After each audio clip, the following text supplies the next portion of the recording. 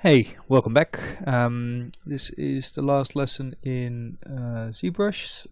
As you can see, I really dirtied up my warrior. I added some splatters on his face and more on his hands and more on his sleeves. Hey, come on. And I added some texture to his belt. Just using the same thing, using Spotlight, and actually the same leather texture I used for the sheath. I just changed it up a bit and paint it over, just so it doesn't look so untextured with the rest. And I did a little sculpting on his this sort of lock or piece which holds his cape together.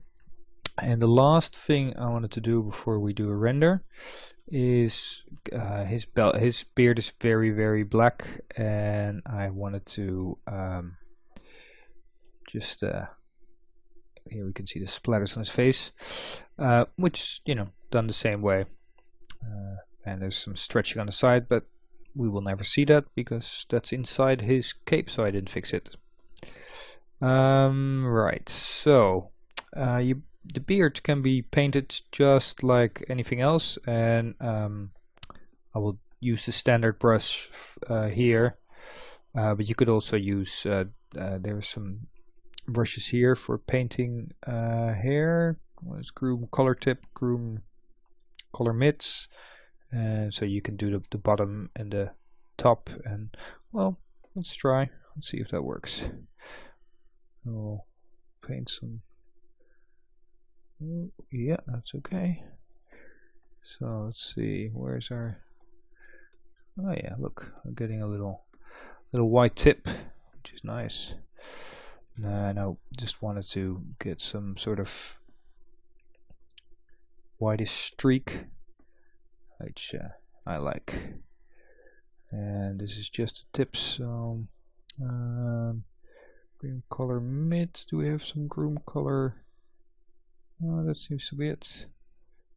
Oh, this is the groom color roots. We'll make it a little bit darker, and this should just go on the bottom then,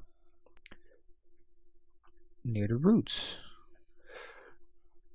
And again, try to really add different colors in there. Not only one color, because nothing is ever just one color. Yeah,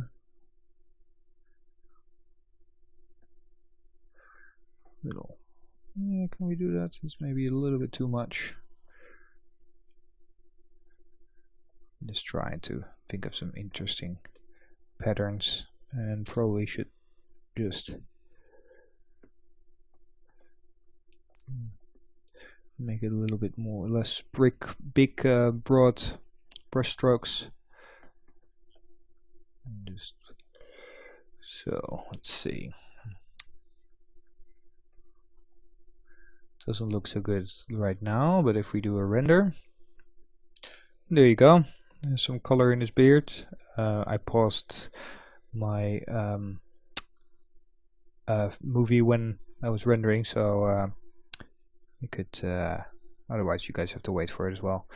I want to add a little bit more sort of darker gray. It was very white, and I like it better if it's sort of mid grayish, not so white. It just feels a bit weird. Okay, one more render. Okay, well, that's better, I guess. We'll see better if we zoom out and do a render of the complete figure. Let's see, are we, yeah, that's our whole canvas. So we're gonna, my canvas is quite big now because I'm getting ready to do the render, the final render, so I can export the passes to Photoshop. So there we go. I'll rotate it into position. Do one last render to check if this is how I like it. Let's see, there we go. Okay, there we go. I think I'm quite happy with that. So let's get ready to save out some passes and jump into Photoshop. Now, my document size is quite large, 1800 by 2500, because well, I'm trying to render the final image out, and it's better to have a bit more resolution than too little. So make sure that before you do a final render, your document size is set to what it you know, the right size. Okay, now under render, under render properties, we have shadows and ambient occlusion. We don't have any subsurface scattering, and we don't have any transparency. All these things don't have to be on. The rest, well, it looks quite good.